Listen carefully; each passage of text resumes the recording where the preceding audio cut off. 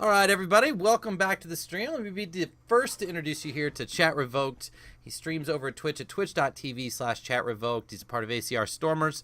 So many of you guys already know who he is, but we wanted to bring him in and give him an opportunity to talk about his stream and just kind of share about some of the cool things he's doing. So, Chatrevoked, buddy, how are you doing? Welcome to the show. Hey, thanks a lot for the opportunity, Poker Pastor. I really appreciate it.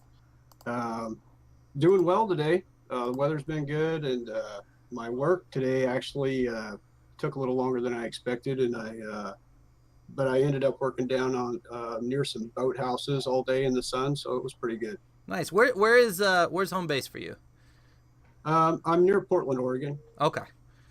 All right, so it's really green out there. The last time I was in Oregon, it was just like a shade of green I haven't seen anywhere else. So very cool, very cool. How you been out there? How long you been out there? I've been here off and on since 1987. Wow. So traveled around a little bit when I was in high school. I graduated in California, and then I went in the Army. And then when I came out of the Army, I came back here, and I've been here since probably 2003, pretty steady. Okay, cool. So the West Coast is the best coast? That's right.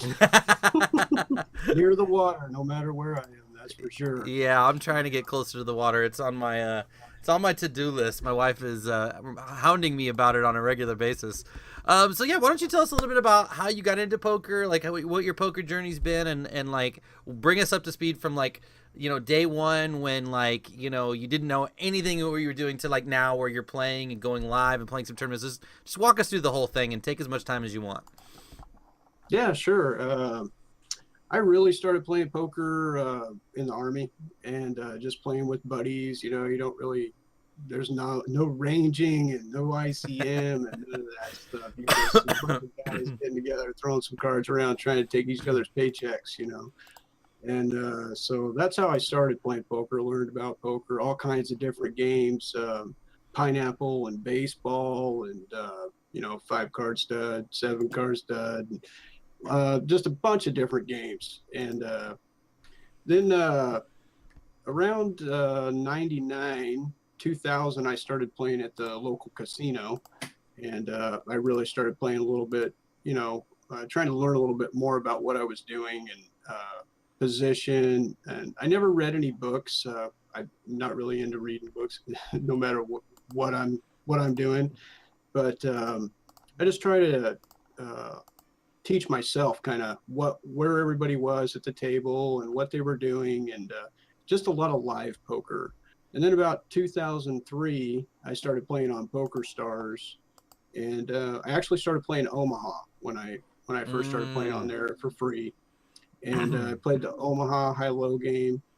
And we're gonna get along just fine. What was your name over there? Chatrevoked. It was Chatrevoked? Okay. I literally played. I played under Little Prog on Poker Stars and Full Tilt Poker. I was powered by Aces, so I know we had to have done battle at some point. I'm sure we did. I played for free for a long time, and then I put some money on there and gave it a shot, and I actually won enough money to propose to my wife. Oh wow! I took her to Canada. I rented a car, and then we went on a ferry and went into a park in Canada, and it was all paid for from playing cards on Poker Stars. Her ring, Poker Stars, everything was, I gained from just playing on Poker Stars. And then kids started to come, and I kind of stopped playing poker, focused more on work, and I played once in a while. Then I kind of, around 2009, I got back into playing poker at the local pubs, playing live for free, and then they'd have points, and you could win a buy-in to one of the tournaments at the casino. Sure. So I did that for a while. I won a couple buy-ins, and that was fun. And then I kind of got out of it. I moved over to Astoria, and there wasn't a lot going on, and I couldn't play online anymore. And so I just kind of gave up on it for a while. Yeah. And I just come over and play with my buddies and stuff again. And then last year, well, I'll take that back. In 2014, I took a look at America's Card Room. And I was so skeptical about the Bitcoin and how to put money on there that I was just like, nah, I'm not even going to try it. And so last year in October, November, I put some money on America's Card Room, and I did pretty good. I won a couple tournaments. This last February, I cashed in one for $100. And my biggest, I guess, my biggest cash online, I can't even remember what it would be, to be honest with you. But I started getting serious this last March. I got on Twitch. My son was actually always on Twitch and playing video games for years now. And if I had known, if I had known back then what he was doing, I'd have been like, hey, you get on there and play video games. Right. But so I was like, well, what's on there? What are you checking out? And he's like, well, I check out all kinds of different games. I'm like, well, they got poker on there? And he's like, yeah. So he brought up poker, and it just happened to be the first one that was in the list there was God's Big Toe. And so he's the first streamer I watched. I was like, man, this is so cool. This guy's playing poker online. He's got all these people he's talking to. And so that's what kicked it off for me. And I started getting serious about it. And I actually got some coaching from God's Big Toe. And nice. The end of March, I started streaming from my laptop and my big screen, and it's just been going from there. My game has changed a lot since in the last like 3 or 4 months. I mean, I'm no expert. I'm not planning on winning the Sunday Million anytime soon or anything like that. But I do pretty good in the micros, and some of the $3, $5 buy-ins I do pretty good. I noticed that I get deep.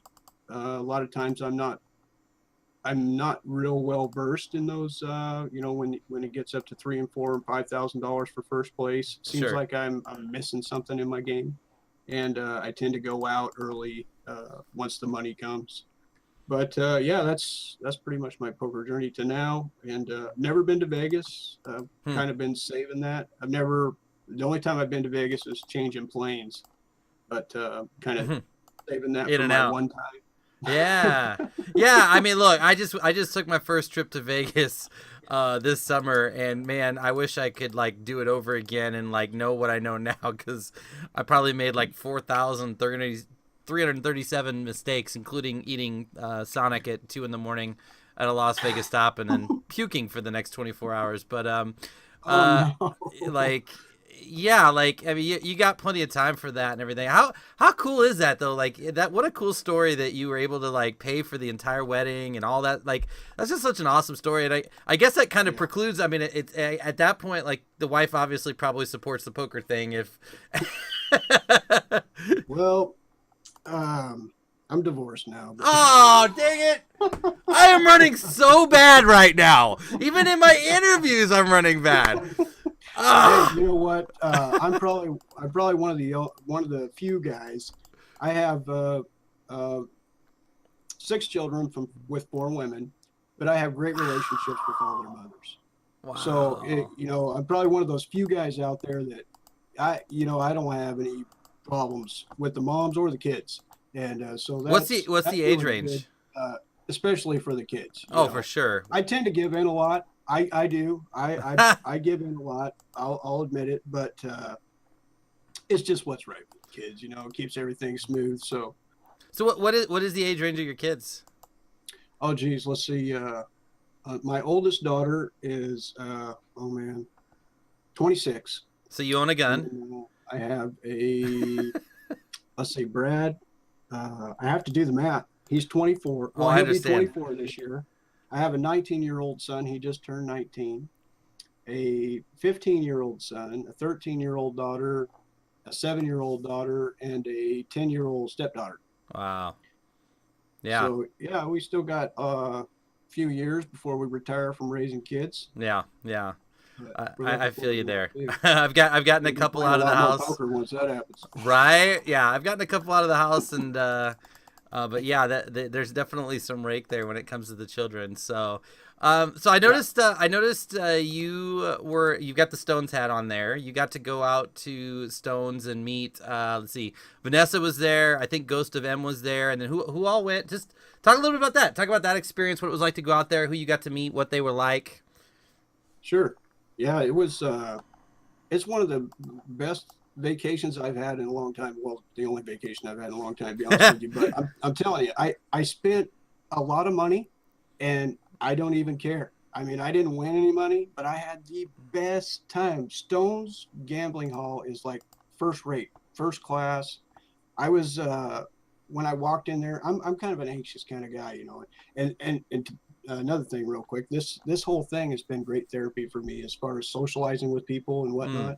So when I went to Stone's, I was kind of nervous about it. It was going to be crowded and all this and that. But when I walked in there, they greet you right off the bat. There's a security guard right at the door. He greets you. You ask him anything you want. He'll point you in the right direction.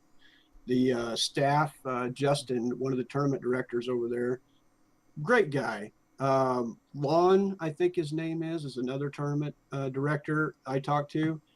Gave me all the information I needed. Fabulous setup. The whole room is fantastic. You guys have seen the live table, I'm sure, on Twitch, and that whole setup is fantastic. I never got an opportunity to sit down at that table, but I tried. I did try. For sure. I did meet Ghost of M. I was actually Sunday. I went down. It was my first, or Saturday was the first buy-in, and the day 1A, and I went in and I played it. And I didn't do real well. I think I was expecting something different. And so I kind of got my chips in too soon. And so I didn't want to play anymore that day. I just figured I'd wait for day 2. And I was just going to go home. And I was over by the studio, the live studio. And I was just sitting there at the bar. And the guy sitting next to me was Ghost of M. But I didn't know that. And I overheard him tell someone, well, hey, I'm Ghost of M. And I was like, what? That's Ghost of M? And so when he was done talking, I tapped him on the shoulder. I was like, "Hey, I'm Chatrevoked." And he's like, "Chatrevoked?" I was like, "Yeah." So that just hit it off for us right there. Completely changed my day. I started hanging out with them, and we met a ton of people. We met oh my gosh, Daniel Negreanu. Oh, Sorry, nice. Daniel. Sorry, buddy. It's okay. I'm not high enough to be on his stream level yet. You're good. He doesn't tune into my Vons yet. Vanessa Cade, actually got to go out to dinner with her. I met the Mayor Pete. Oh, nice. I met Dickin, Cider. You might have heard of him. I met, so many people. I'm trying to think of, is it Jason Summerfield? I don't want to say his name wrong. Somerville. Yeah, I met Jason Somerville. I actually got a picture with him and Daniel. Nice. And I'm seriously giving a shout out to Ghost of M, because if it hadn't been for him, I would have never approached these people. And I really appreciate the fact that I met him first, because like everything kind of fell into place after that. Is there any truth to the rumor that Ghost of M and D-Poker Pro are like twins separated at birth? That I don't know. The reason I ask is because I don't think there is a Twitch stream that one of those two is not a mod in. Like every stream that D-Poker Pro is not a mod in, Ghost of M is a mod in. So I just feel like maybe they were separated at birth, and Ghost of M's like the Canadian D-Poker Pro, and like they just together they're like plotting evilly or secretly to take over like the entire Twitch poker realm. Because seriously, you go into like all the, I mean, you're in a lot of the streams that the D-Poker Pro is a mod in. Like he's in mods and almost all the Stormers, but then you get into like Vanessa, you get into like some of the more fringe people out there, and some of the Canadian streamers, and Ghost of M is everywhere. So right. I didn't know, like it's just kind of funny that you've got two people like that are the similar people, I guess, and I don't even know if they know each other. But all that aside, yeah, meeting Daniel, really cool. My mom actually went to get a picture with him in Vegas, and he was just so nice. Like he took her over. He was running late, took her over to the table, took a selfie with her at the table. Just a really really nice guy, great ambassador for the game. But Doug Polk hosted me once, so again, like I don't think you have to worry about him coming around here anytime soon. What was it like? So what was Vanessa like? What was it like to meet Vanessa, hang out with her? It was great. We actually went to dinner there at Stone's, and we had great conversation. Just kind of chit chat with each other, and talked about poker a little bit. Talked about streaming. Where are you from and whatnot like that. It was really fun. The Mayor Pete was there, and Ghost of M was there. There was Carrie. I don't know her last name. And I think I know who you're talking about. Yeah. Another broadcaster from I think he's with Poker Stars, but I couldn't say for sure, was there. And it was just a really good time. Great dinner. The food there was also fantastic, and the service was great. Sunday kind of was just really focused on poker. I think everybody was just trying to get to the final table, so I didn't talk to a lot of people. On Saturday though, I sat down at a 2-5 no limit table. First hand I got pocket queens, and so I raised it up to $15, and I had 3 callers, and then Chris Moneymaker made it 125 to go. And I sat down with 200, so I just shoved it in. I said, well, I'm all in. The other guys folded, and he called. He said, you got a pair? I said, yeah. He said, well, I'm in trouble, man. I flipped over the queens. He had ace king, and I took it down. So that's a story I'll never forget. Nice. Very cool. Yeah. Double up off Chris right off the bat. And then I asked him for a selfie. Hey man, I just took a chunk of your roll. You mind if you take a selfie with me? I love it.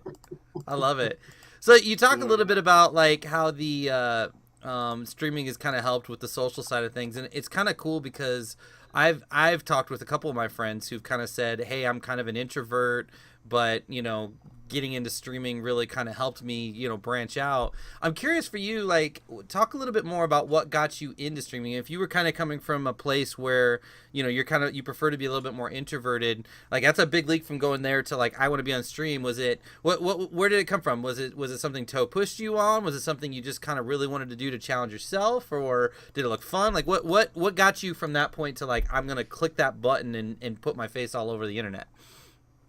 Well, I tell you, I have a very difficult time in real life socializing with people. It just, for whatever reason, I don't like to approach people.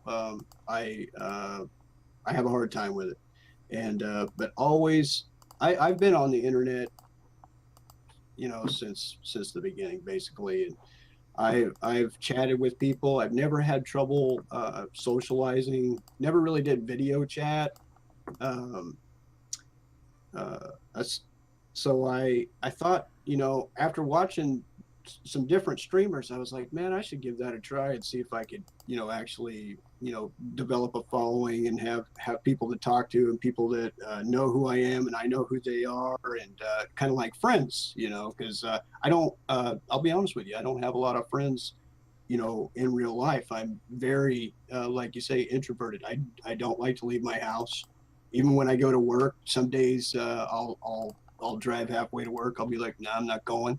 And I'll come home. I have the type of job that I have that freedom to be able to do that. I know a lot of people don't. And so that's a blessing for me. Because if I had to go to a 9 to 5 every day, I just don't think I could do it. Yeah. So the streaming, when I first started, I was quiet. I wore a hoodie, and I wore my sunglasses, and I didn't really talk much. That's kind of where your avatar comes from, right? You got that avatar of you with the blue glasses, the hat, and you got the brown hoodie. Yeah. Right.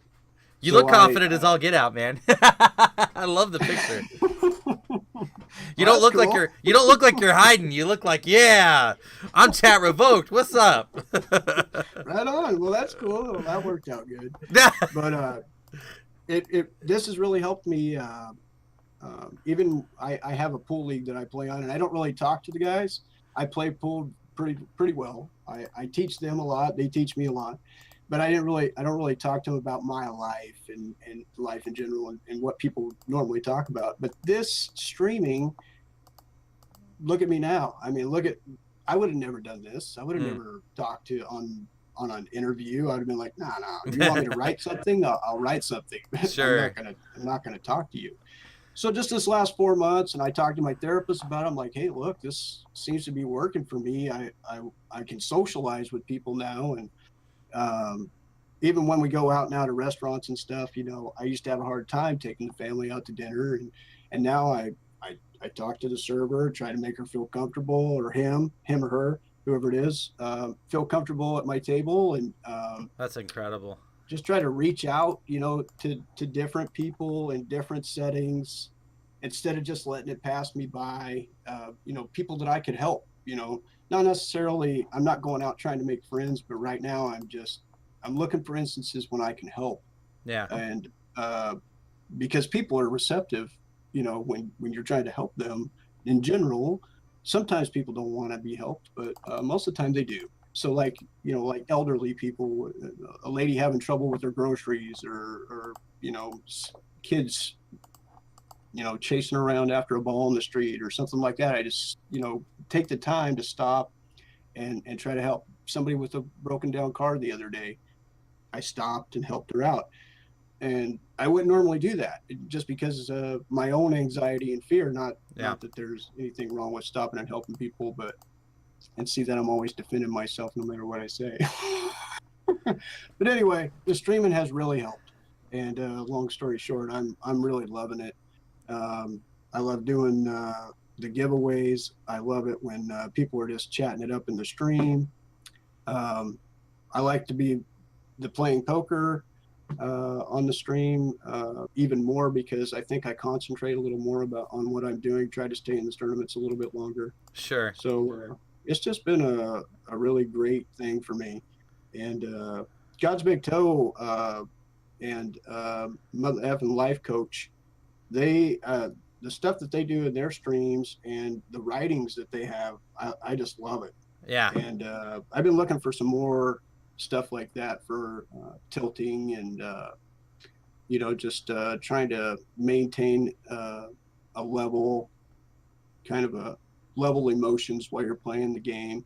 And I found that that's even coming along for me pretty good. Awesome. So Yeah, well, definitely you'll want to watch the VOD when you get a chance. She was Mother Evan Life Coach was actually on for almost 3 hours this morning, and I felt like I got 3 hours of free coaching. I mean, she was just dropping bomb after bomb after bomb, and chat was just going nuts about all the cool stuff she was in there. So yeah, you'll definitely want to check that out. I got to meet Toe and his wife when I was in Vegas this summer, and they are every bit the people in real life that they are on stream. And it's just really, really cool to see and experience that. So really, really cool that they've had that level of impact. That's really cool. Like I've heard stories like yours of people who just like Twitch has brought their personality out, brought some comfortableness, and I don't understand. I haven't experienced it anywhere to the near the level you have, but I certainly can remember when I was in like high school and there'd be a fundraiser like for band and we'd have to get on the phone and like call random people to try and sell oranges and stuff, and I would take 25 bathroom breaks because I was so terrified. I couldn't stand talking to people on the phone. Hey, quick question now. Thank you for the biddies. So I would fake having diarrhea, which is the worst thing you could do in high school anyway, because that was less anxiety than like being on the phone calling random people and just like. So I that's it's a small taste of probably what you experienced, but I just like it's so awesome to hear that that's had a positive impact on you and done something to the future. So tell us a little bit more about your stream. What kind of games do you like to play? Like how often do you stream? You talked about giveaways a little bit. Just kind of walk us through some of the things that happen on your stream and when you generally tend to be on. sure, I usually am on early in the morning. No Limit or NL Tony, everybody knows Tony D. He and I kind of been taking the morning route. He's on really early in the morning, and then I kind of try to jump in about 10 Pacific, and kind of pick up when he leaves off. That's smart. And then I'll have some giveaways for whichever Goldstormers home games coming up. Or if it's the guest host, I usually have giveaways for that too. Also, I started a new. There's a GatherBot kind of a beta thing where the GatherBot plays games in the chat with the viewers, and you can earn different prizes, and you can earn even real world prizes, gift cards and whatnot. And it's also got the availability for them to play games outside the stream, and they earn subscription points for my channel, and 2,000 subscription points gets them a free sub. And they can also just keep earning subscription points and give those away to other people. Nice. It also allows for free tips. So I've been running that in the stream, trying to learn a little bit more about it. It's like I said, it's new, and there's a lot of commands I don't know yet, but it's kind of fun. They have bank heists, and everybody, if you type bank heist, you become part of the bank heist, and then different things happen to people, and some of them are kind of funny. They have a villain league, and same thing. Everybody kind of becomes a different persona, and you like Batman, or there's some odd names for some of them. Sure. I think Mr. Dope was one of them, and anyway, it's just kind of a fun thing for the viewers in chat. And as far as the poker goes, I usually try to stick to the 55-cent on demands a lot, and the free rolls.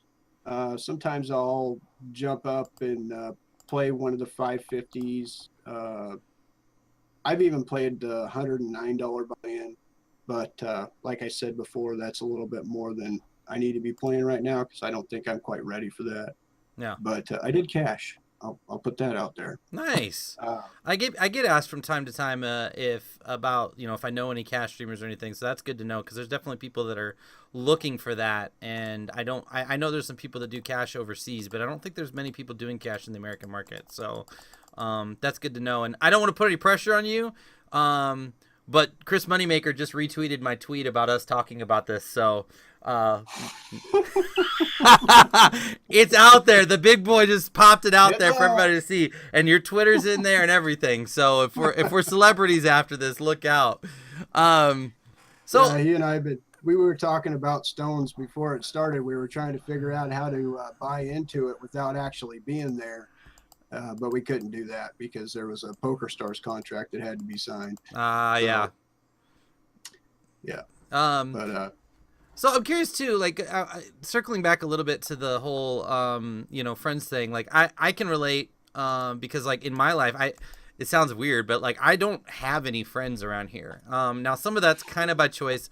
I live in a small town area, and I don't vibe with a lot of the people around here. I'm kind of an outside the box kind of guy.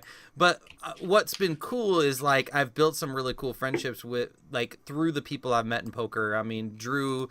And it's funny, like it's people that like I mean I've only known Drew for a year, but I feel like I've known him all my life, and Geek, and there's all these guys, Killing, but I've met so many great people through poker.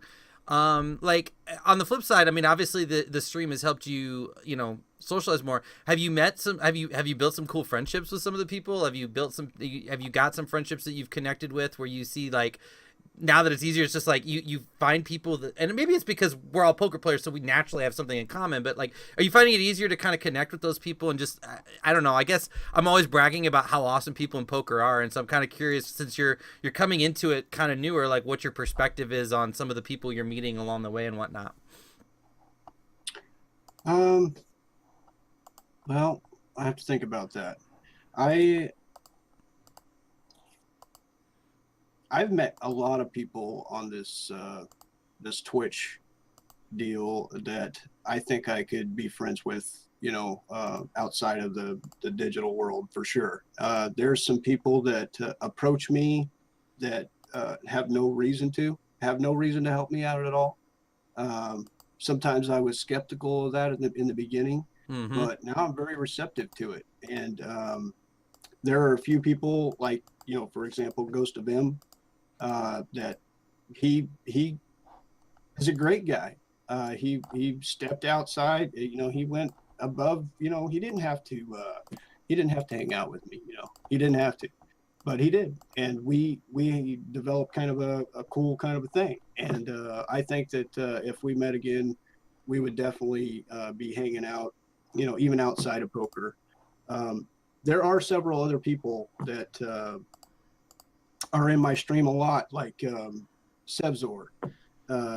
He's been in my stream pretty much since the beginning. No Limit Tony, he was in my stream since the beginning.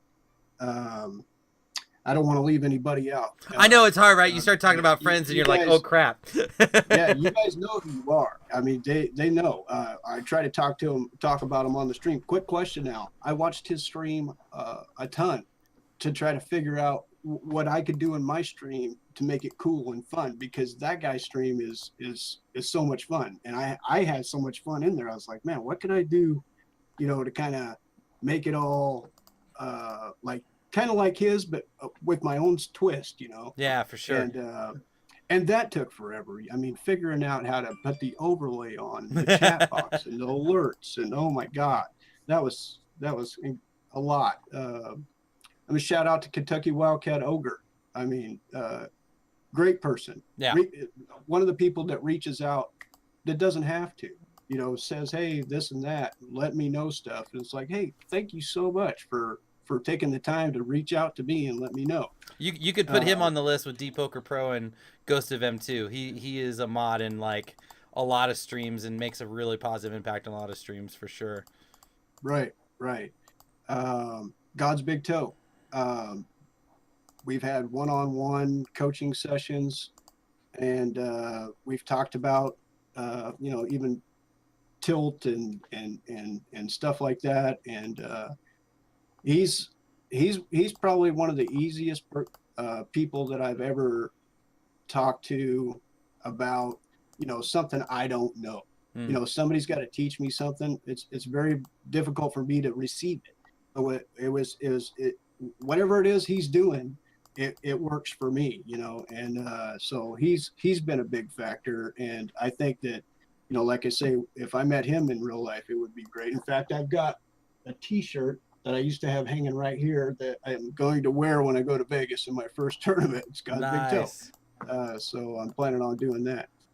And, that's awesome.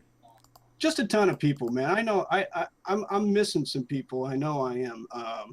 But I've just had a great experience. I mean, I'm kind of getting choked up about it, to be honest with you, because these people, they don't know me in real life. They don't know.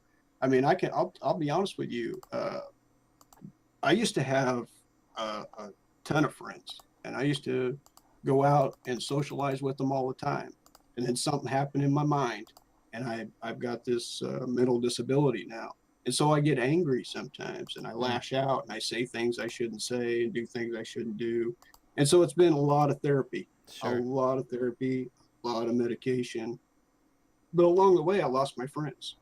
I mean, it's not that they're not my friends anymore, but they just don't hang out with me. Right. And, for good reason. I don't blame anybody.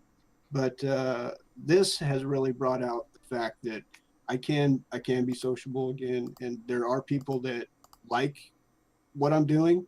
They send me messages, and it's really, really cool how much I've changed just in the last few months. Even my girlfriend notices. She's like, "Oh, are you going to stream? I just love it when you're on there." Always nice to be in that spot where that is a supported thing.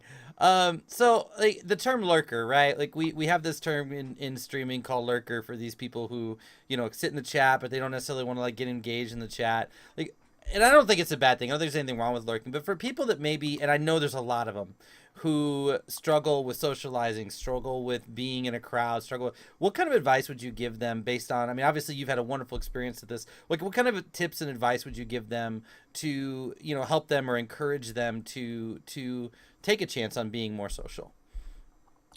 Well, I'll tell you, I watched for a couple of weeks before I talked in the chat, simply because of I had a fear of the terminology. Like you don't know what does that mean? What does that emote mean?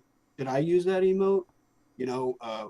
what if I type something? Will somebody make fun of me? Hmm. You know, so I waited and I just kind of educated myself on what's going on in the chat.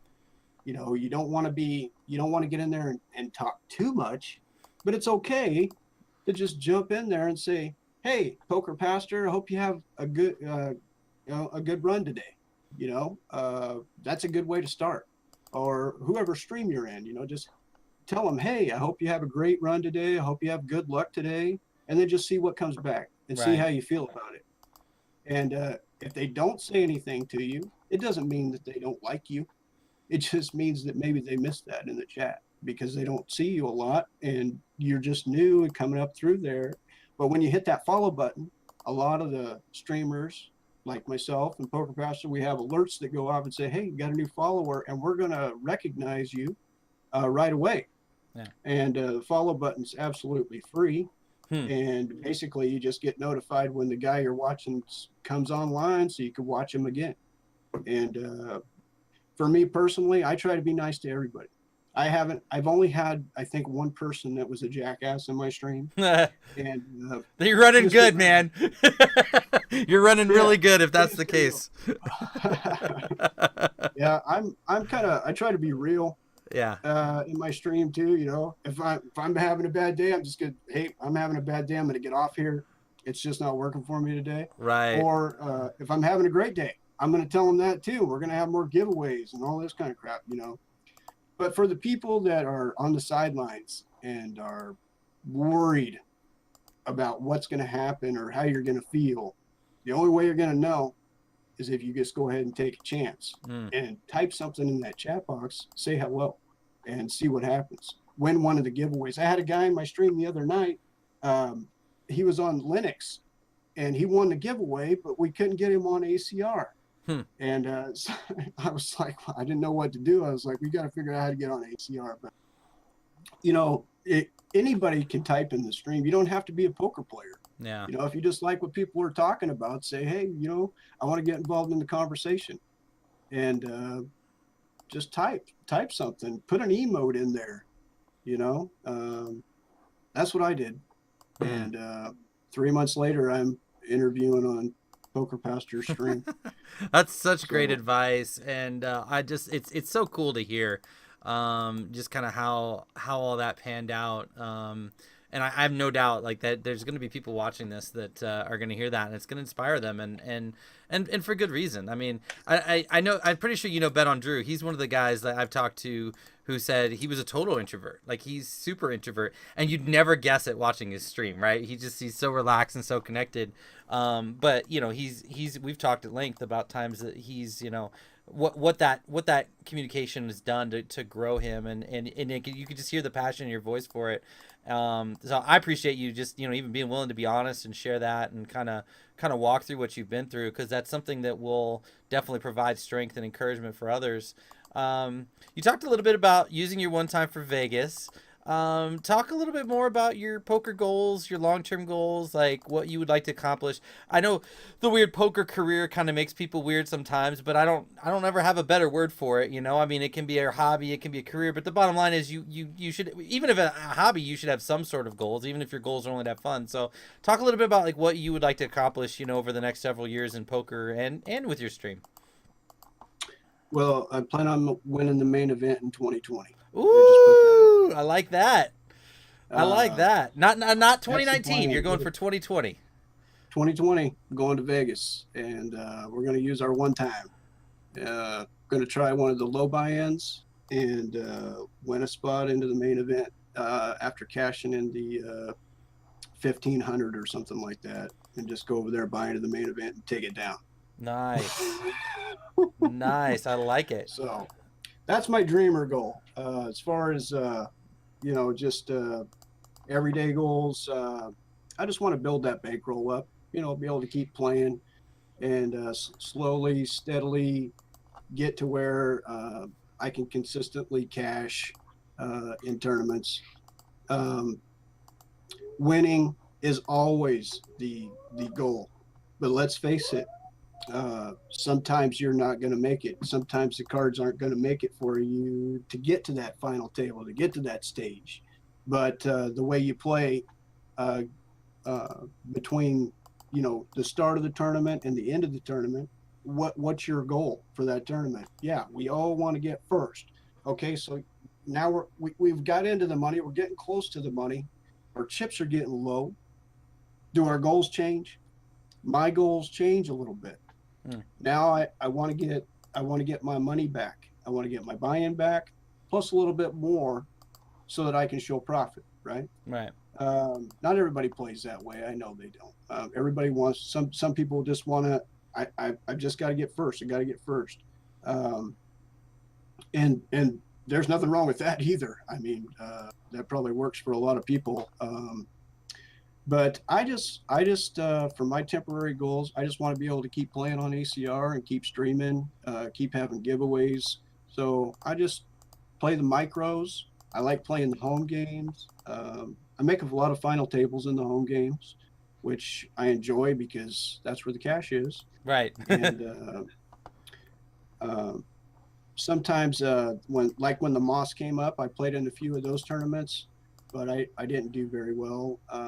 They're tough. It seems like I cashed in something not too long ago, but I can't remember what it is. It was a pretty good cash. Oh, I won a ticket to the $33 mega satellite to the Millie, the main event.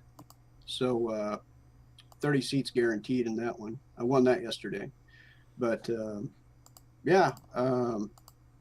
basically I'm just going to be a grinder for a while, for like 2 years, and then we're going to go to Vegas. Nice. And see what happens.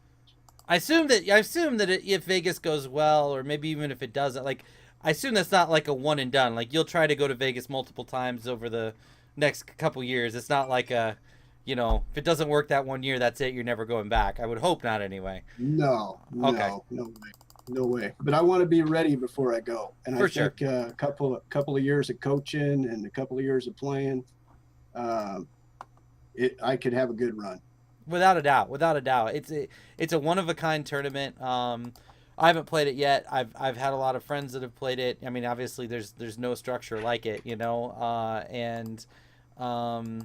the interesting thing for me, like, I've seen Vegas on TV for 13, 14, 15 years, and like everything just feels smaller when you get there. Like, it feels so big. Like, you look on TV and the Rio feels like it's a football stadium on TV, right? And then you get there and it's like, I mean, it's a big area, but it feels smaller. It just feels like it fits a little bit more. And then you start running into all the people that you've seen on TV, and you're like, oh, I've seen that guy. Oh, I've seen that guy. Like, you start to feel like you're part of it, which is kind of a cool feeling. So like, I don't, I thought it would be a little intimidating, but really it was just kind of like, it was refreshing, to be around it.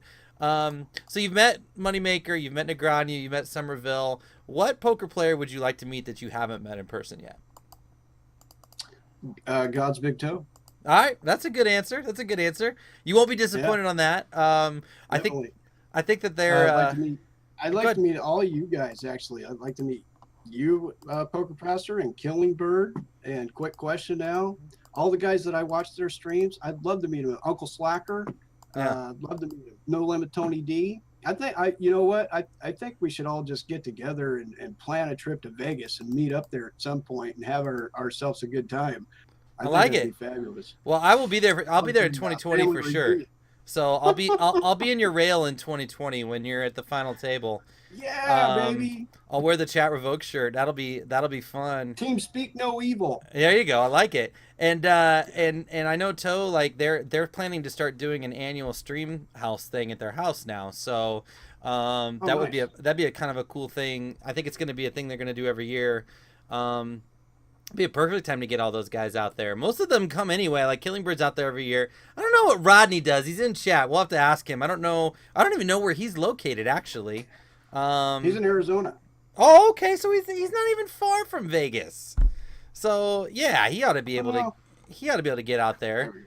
Almost lost my computer there. No, don't do that. Yeah, so I think we could get a lot of us out there, and that would be a great time. And I like that you're I don't want to say realistic because it sounds like we're going to Vegas this next year, but I like that you're putting a focus on like wanting to be ready, wanting to be in a good spot, like taking ownership of your growth and your your study process, and really just trying to like, you're gonna earn it, right? It's not gonna be I'm Right. just expecting to show up and win because the stars are gonna align. Like you're gonna put the time and work and Right. energy and effort in, and see a return on that. I think that's super valuable. Um, what so with Toes coaching, right? Like he's kind of got a unique setup that he does, and I love the way he does it. And he's got a different way of charging for coaching, and then he's kind of got the group. Like, what's it been like to learn not just learn poker from Toe, but to learn poker from Toe and alongside all of these other people who are kind of working together in the Toe army? Like, what's that learning process been like? Um, for me, it's my first experience, so it's been great, especially when you're in that group setting. Um, no, it's not always Toe's idea or my idea or the other guy's idea that are the same. I mean, sometimes we all have a different idea of how the hand should be played, and not it's not always people are wrong or right. And I kind of like that too. Like you're wrong. It's not right. It's focused on why are you thinking that? What leads you to that conclusion about this hand? And I like that where you get to give your own input. The other players give their input, and then Toe gives his input, and everybody kind of comes to a conclusion that most of the time Toe's right. Okay, let's face it. Right. But we all get to contribute, Yeah. and I really like that. The when there's a lot of people in the group, I like it even more because there's a lot of different ideas that get thrown around about different spots, Yeah. and it's all great information. I mean, even a guy that's you think his information is not right, or he's not playing the hand right, it's still good information that you might use against another player. Right. Like you're thinking, well, maybe he's thinking like the guy in the group, and you could use that to your advantage. I don't know if I'm making sense about Yeah, that, you are but like yeah, all the it's cool to get different perspectives because it stretches your box of what you can think, and sometimes you're going to hear ideas that maybe aren't good ideas in the moment, but they still if it is a bad idea, well then you can maybe understand the logic behind other people that do the same idea. And at the same time, like there may be a different situation where that logic works really well, right? Like maybe this isn't the spot for your, double check back, re-raise, like triple jam, or like some crazy weird play, but there might be a different place where that play kind of actually makes sense. And so right. yeah, I've heard phenomenal things. And we had Dog Wisdom on a week ago, who's been a big part of the Toe Army for a long time and stuff. And so I was like hearing that perspective because I think, I mean, first of all, I think the coaching thing in general is foreign to a lot of people.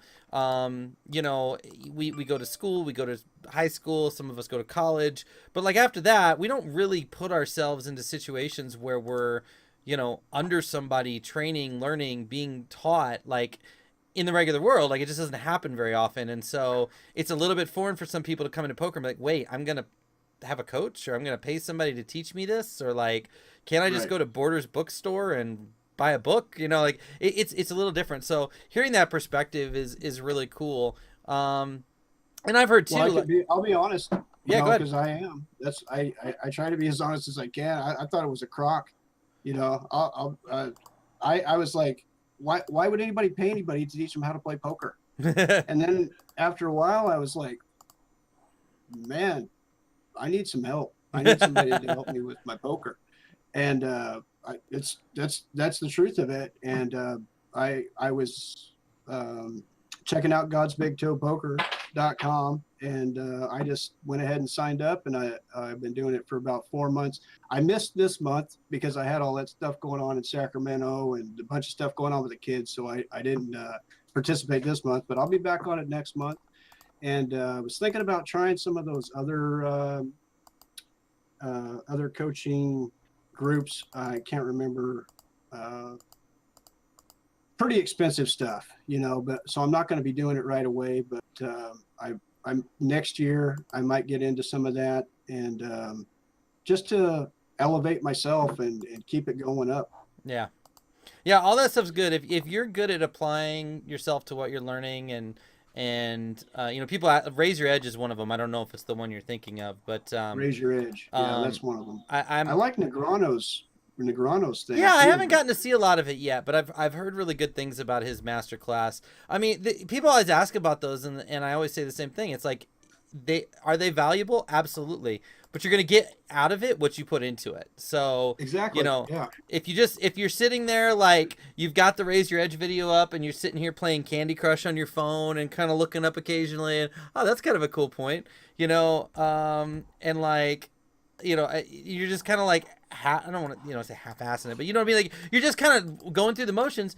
You're not going to turn into a superstar. Like you're going to have to really get into. Like I've probably watched every Raise Your Edge video on that class, on that apprentice class, 5 or 6 times, and I'll probably have to watch them a dozen more times to really get the max value out of it, to really get the concepts to fully sink in.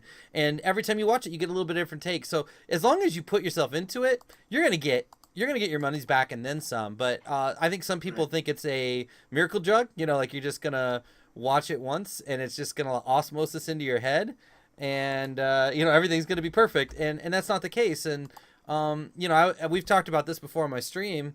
Hey, what's up, PGT? And I've said this before. I'm like, I talk about my son about this all the time. We talk about sports or games or competitive or whatever. And he's like, I just wish it was easy. And I'll always say to him, like, no, you don't. Because if it was easy, everybody could do it and you'd have no advantage. Like the fact that people aren't willing to do it or can't do it or aren't willing to work at it is what allows this to be special for you. And so I love that. I love that about poker. Poker is so deep that if you're willing to work hard, you're gonna get way beyond what else is out there. Right. It's kind of the debate, right? Like, is there natural talent in poker? Like, I don't think anybody's born a great poker player.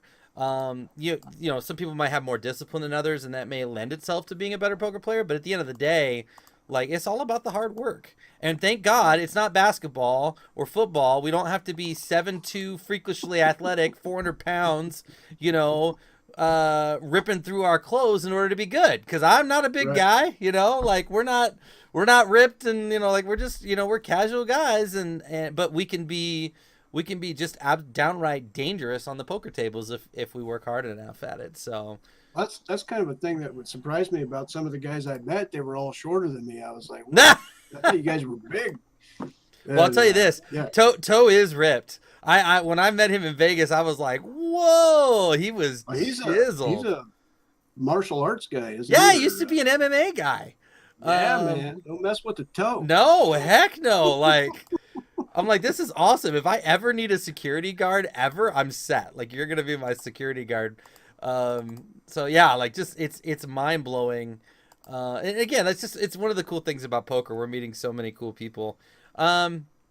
Yeah. So, you have any funny stories from playing poker back in your armed forces days, like back in the day? Like any hilarious stories, bad beats, people losing their mind? Like I always like when people say that they played poker in different elements. We had Wowself on the other day. He was talking about playing poker in Vegas back in the old days and what that was like. So I just didn't know if you had any cool stories. You're laughing, so I think you do. Oh yeah, I got a couple. I got one story about we were having a poker game, and the whole point of the poker game was to get one guy drunk and put him on a plane and send him away, and he would wake up, without his wallet.